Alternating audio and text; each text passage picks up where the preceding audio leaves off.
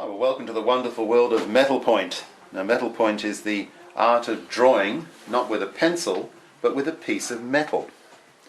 Now, it's a very ancient art form, or very old art form. It reached its heyday during the Renaissance, back in 1400, and by about 1550 it disappeared entirely, and it really hasn't been seen much since. Now, if you have a piece of metal, and this is a lump of 24 karat gold, it's in a nice little holder there that used to have lead in it. You get this from the newsagent, but of course you've got to get the gold from a jeweler. Put that in there, and you can draw on a piece of paper with it. Except this is a piece of untreated paper.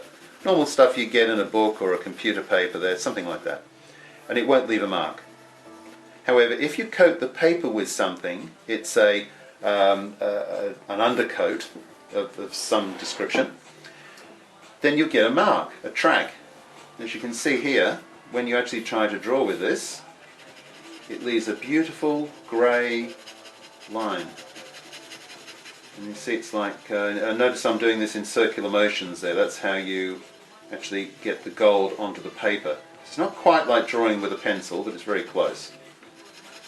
Now the colour you get is a very, very warm grey. Now pencils are very silvery grey, very cold, but gold is very, very warm.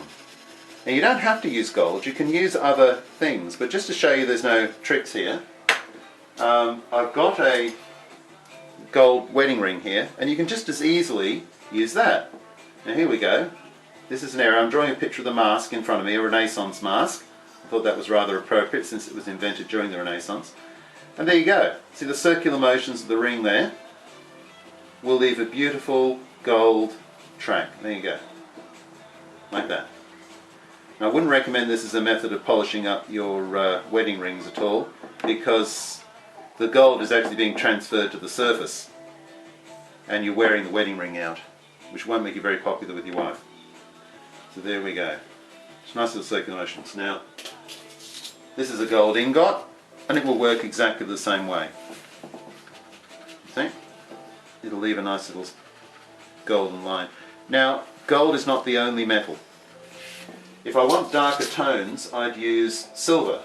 Now, to give you an idea, this is a Australian 50-cent piece. I've got a silver spoon there, so these are familiar household items. And if I use a silver spoon, note that I get a much darker track, a much darker line. See? Like that. Now this is how I can control the depth of tone. Now the harder you press, the darker it goes. And there we are. That's just the back of a spoon. It's not really good to be drawing with cutlery, so what I use in that circumstance is be a very similar stylus there with a piece of pure silver wire. And the silver there is 99.59% pure. Now the reason it's got to be pure is that if you don't use pure silver, you've got impurities. And the impurities are things like copper, which will go green as it tarnishes, which is not a very good colour, particularly if you're drawing someone's portrait. They don't really want to look green. It's okay on a mask though. But this piece of pure silver, it goes on grey, but in time it tarnishes and will go a beautiful sepia colour, like the old-fashioned sepia photographs. And there we go. So as I said, any metal will work. And in fact, let's use these two coins. This is an old 1944 penny, which I think my father-in-law had in his pocket for luck. And there we go. And that gives a distinctly greenish tone, but it still works. See, it still leaves that grey track, but once again, once it tarnishes, you'll get a colour on it, which is not an attractive one particularly.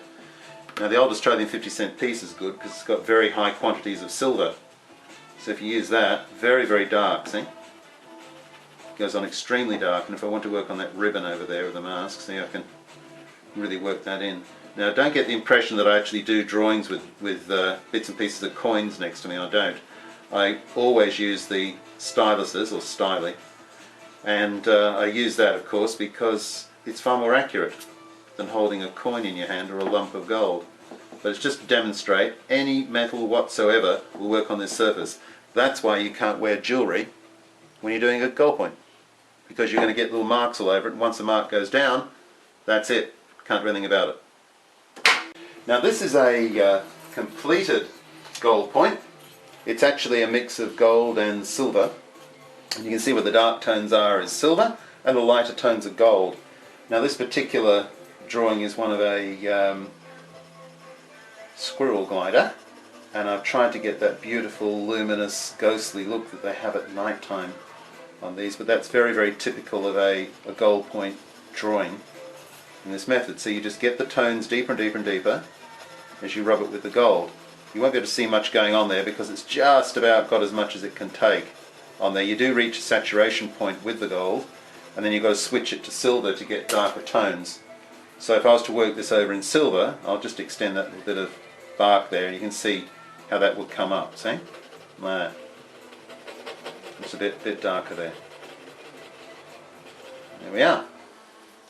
So one of the things that all metal points have, and what makes them different to pencil drawings, is that when you tilt into the light, they will actually reflect the metal that's there.